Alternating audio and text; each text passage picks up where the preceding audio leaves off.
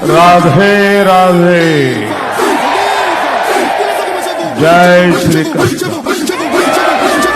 आजकल मोदी जी की एक क्लिप हर जगह वायरल हो रही है, जिसे देखकर लोग ये अंदाजा लगा रहे हैं कि अयोध्या के राम मंदिर के बाद अब काशी के विश्वनाथ मंदिर और मथुरा के कृष्ण मंदिर की बारी है। लेकिन ये मंदिर बनाने में एक प्रॉब्लम है। एक्ट 1991 इस कानून ने यह श्योर किया है कि भारत के किसी भी मंदिर और मस्जिद को चेंज नहीं किया जा सकता है। इसमें भारत के मंदिर और मस्जिद वैसे ही रहेंगे जैसे 15 अगस्त 1947 को थे, यानी कि अगर कहीं मस्जिद थी तो वो मस्जिद ही रहेगी और अगर कहीं मंदिर था तो वो मंदिर ही रहेगा, उन्हें चेंज नहीं किया जा सकता है। तो क्या ज्ञानवापी की जगह कभी विश्वनाथ मंदिर और मथुरा में शाही ईदगाह की जगह कृष्ण मंदिर नहीं बन पाएंगे? आखिर क्या है प्लेसेस ऑफ वर्शिप एक्ट, इसके बारे में हम आगे बात करेंगे। उससे पहले जानते हैं ज्ञानवापी और शाही ईदगाह मस्जिद के बारे में, क्योंकि भारत के काफी लोगों को अपने ही इतिहास के बारे में पूरा सच नहीं पता है। तो चलिए पहले बात करते हैं ज्ञानवापी मस्जिद के बारे में, जहाँ कभी पहले विश्वनाथ मंदिर हुआ करता था। काशी विश्वनाथ मंदिर भगवान शिव के 12 ज्योतिर्लिंगों में से एक है, जिसका उल्लेख महाभारत और उपनिषद काल में भी किया गया है। काशी विश्वनाथ मंदिर पर पहला हमला कुतुबुद्दीन ऐबक ने करवाया था, जिसमें मंदिर का शिखर टूट गया था, लेकिन फिर भी वहाँ पे पहले के जैसे ही पूजा पाठ होती थी, जिसका 1585 में राजा टोडरमल ने वापस से पुनर्निर्माण करवाया, जिसे तोड़ने के लिए 1632 में शाहजहां ने अपनी विशाल सेना भेजी। हिंदुओं के विरोध के कारण वो मंदिर को नहीं तोड़ पाए, लेकिन वहाँ काशी के अन्य 63 मंदिरों को तोड़ दिया। इन सब का जिक्र डॉक्टर A.S. भट्ट ने अपनी बुक दान हारावली में किया है। 1669 जब औरंगजेब ने एक फरमान जारी कर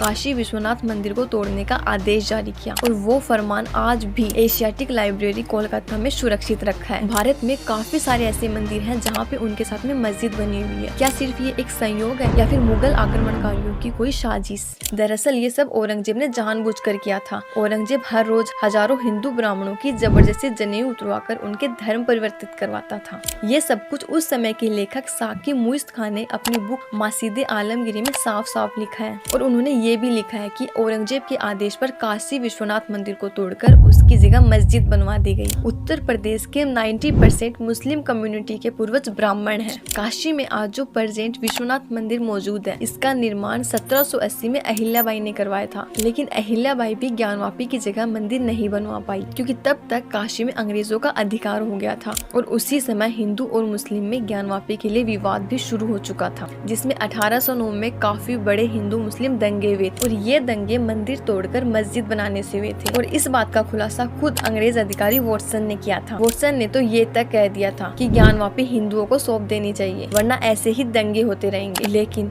अंग्रेज अधिकारियों ने ये बात नहीं मानी। उन्होंने फूट डालो और राज करो की नीति अपनाई। अंग्रेज अफसर चाहते थे कि ये विवाद कभी खत्म ही ना हो, हिंदू मुस्लिम हमेशा ऐसे ही लड़ते रहे। उसके बाद दीन मोहम्मद नाम के एक व्यक्ति ने कोर्ट में एक याचिका दायर की, जिसमें उन्होंने ज्ञानवापी और उसके आसपास की जमीन को मुस्लिम कम्युनिटी को सौंप देने की बात कही। तब अंग्रेज अधिकारियों ने इस मांग को खारिज कर दिया, और एक मैप पेश करते हुए कहा गया कि इस मैप में साफ साफ दिख रहा है कि मस्जिद का निर्माण मंदिर पर जबरदस्ती किया गया है, इसलिए ये जमीन मुस्लिम कम्युनिटी को नहीं मिल सकती, लेकिन इसमें नमाज पढ़ने की इजाजत मिल सकती है। और मुस्लिम पक्ष को ज्ञानवापी में नमाज पढ़ने की इजाजत दे दी गई। और मैं आपको बता दूं, ज्ञानवापी का जो केस अभी कोर्ट में चल रहा है, इसकी शुरुआत 1991 में हुई, जो कि ऑलमोस्ट 30 साल पुराना है। इस याचिका में ज्ञानवापी में पूजा करने की परमिशन मांगी गई थी, और फिर वो हुआ जो किसी ने सोचा भी नहीं था। इस याचिका के कुछ ही महीनों बाद कांग्रेस सरकार प्लेसेस ऑफ वर्शिप एक्ट 1991 ले आई, जिसके अकॉर्डिंग अयोध्या के राम मंदिर और बाबरी मस्जिद के विवाद को छोड़कर बाकी किसी भी धार्मिक स्थल को बदला नहीं जाएगा। यानी कि अगर 15 अगस्त 1947 को भारत में कहीं मस्जिद थी तो वो मस्जिद ही रहेगी,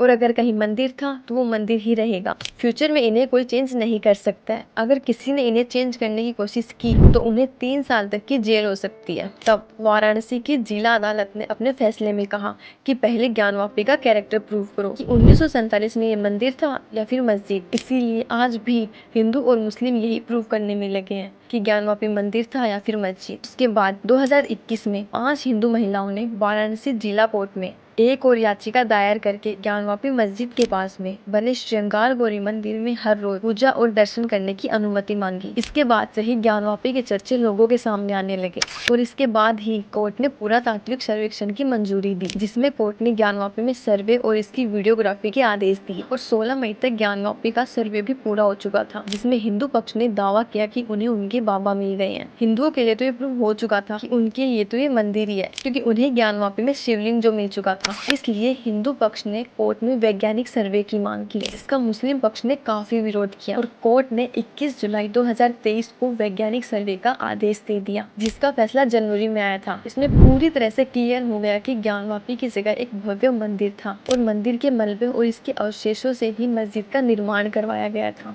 और वहीं हिंदू पक्ष का दावा है कि वजू खाने में शिवलिंग है। मुस्लिम कम्युनिटी का कहना है कि वो शिवलिंग नहीं बल्कि वो फव्वारा है जो कि हर मस्जिद में होता है। लेकिन कोर्ट का मानना है कि वहां आज भी हिंदू मंदिर के अवशेष हैं। इसलिए कोर्ट ने 31 जनवरी 2024 को व्यास तहखाने में पूजा करने की अनुमति दे दी। हिंदुओं को 30 साल के संघर्ष के बाद वहां पूजा करने की अनुमति मिली है। वैसे मैं आपको बता दूं, इससे पहले भी हिंदू वहां पे पूजा करते थे, लेकिन 1993 में बाबरी विध्वंस के बाद मुलायम सिंह ने वहां पे पूजा पाठ बंद करवा दी। हो गया है और जिला प्रशासन वहाँ जल्द से जल्द पूजा पाठ शुरू करें। 7 दिन के बाद सभी भक्त वहाँ जा पाएंगे कि सिर्फ कुछ 7 दिन के अंदर जिला प्रशासन को दिया है।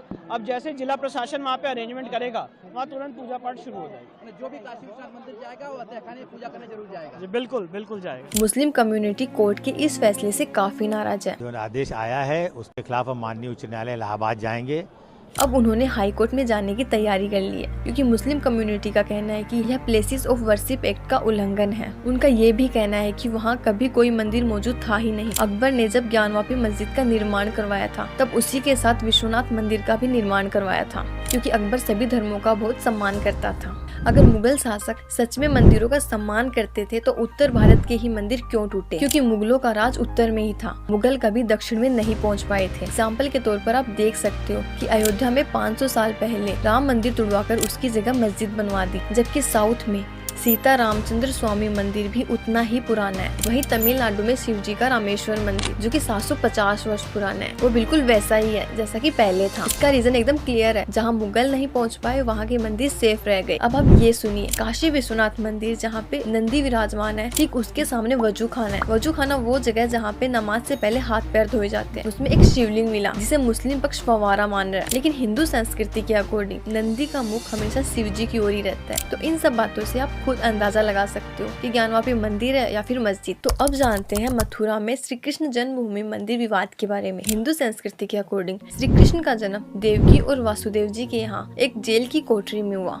जिसे आज कृष्ण जन्म स्थान के नाम से जाना जाता है, जहाँ श्री कृष्ण के वंशज वज्रनाभ ने श्री कृष्ण का मंदिर बनवाया, जिसका हिंदू राजा समय समय पर पुनर्निर्माण करवाते रहे। लेकिन 1017 ईस्वी में महमूद गजनवी ने कृष्ण मंदिर को लूटकर उसको जलाने और ध्वस्त करने का आदेश दे दिया। कृष्ण मंदिर को 1150 ईस्वी में फिर से बनाया गया, लेकिन दिल्ली के सुल्तान सिकंदर लोधी ने एक बार फिर सभी मंदिरों को नष्ट करके पूजा पर रोक लगा दी। इन सब का उल्लेख तारीख दाऊदी में किया गया है। 1618 ईस्वी में वापस से इस मंदिर का पुनर्निर्माण करवाया, जिसे 1670 ईस्वी में औरंगजेब ने वापस से तुड़वा दिया और इसकी जगह शाही ईदगाह मस्जिद बनवा दी। 1804 में मथुरा पर अंग्रेजों का अधिकार हो गया और अंग्रेजों ने कृष्ण जन्मभूमि और इसके आसपास की जमीन को नीलाम कर दी, जिसे बनारस के राजा पटनीमल ने खरीद लिया। वो इस जगह पर मंदिर बनवाना चाहते थे, लेकिन कुछ कारणों की वजह से वो कभी मंदिर नहीं बनवा पाए और फिर वो जगह उनके वंशज राय कृष्ण देव को मिल गई। लेकिन इसके बाद बिजनेसमैन जुगल किशोर बिरला ने इस जगह को उनसे खरीद लिया और उस पर श्री कृष्ण जन्मभूमि नाम का एक ट्रस्ट बनाया। किशोर बिरला ने वहाँ मंदिर बनाने का काम जयदलाल डालमिया को सौंप दिया। फरवरी 1982 में कटरा केशव देव कृष्ण मंदिर बनकर तैयार हो गया। 1968 में श्री कृष्ण जन्म स्थान सेवा संघ और शाही ईदगाह समिति के बीच एक समझौता हुआ, जिसमें मंदिर की जमीन ट्रस्ट को दे दी गई और मस्जिद की जमीन शाही ईदगाह समिति को दे दी गई। 1992 में बाबरी विध्वंस के बाद मथुरा जिला कोर्ट में एक 1991 को रद्द करने के लिए एक याचिका दायर की गई, क्योंकि हिंदू पक्ष का कहना था कि कृष्ण मंदिर को तोड़कर शाही ईदगाह मस्जिद बनवाई। मस्जिद में शेषनाग और कमल के प्रतीक चिन्ह मिलने से हिंदू पक्ष ने शाही ईदगाह में ज्ञानवापी के जैसे ही साइंटिफिक सर्वे की मांग को लेकर सुप्रीम कोर्ट में याचिका दायर की, जिसमें सुप्रीम कोर्ट ने साफ साफ कह दिया है कि मथुरा के मंदिर और मस्जिद की सभी याचिकाओं पर अप्रैल में एक साथ सुनवाई होगी। ज्ञानवापी और कृष्ण जन्मभूमि विवाद पर फैसला तो अब कोर्ट ही लेगी। लेकिन इसमें सोचने वाली बात तो यह है कि 1947 में देश आजाद होने के बाद कांग्रेस को एक 1991 जैसा कानून बनाने की क्या जरूरत थी? सरकार इससे क्या प्रूव करना चाहती थी? वैसे एक बात और, आज तक हमने अपने इतिहास में बाबर, हुमायूं, अकबर, शाहजहां और औरंगजेब के बारे में ही पढ़ा है। वैसे देखा जाए तो इनसे हम क्या ही सीख सकते हैं, जो हमारी संस्कृति को ही खत्म कर देना चाहते थे। आज की वीडियो में बस इतना ही। और अगर आप जानना चाहते हो कि कांग्रेस के राज में ये मंदिर क्यों नहीं बने, तो आप राइट वाले वीडियो को क्लिक करके देख सकते हो। मिलते हैं नेक्स्ट वीडियो में। जय श्री राम।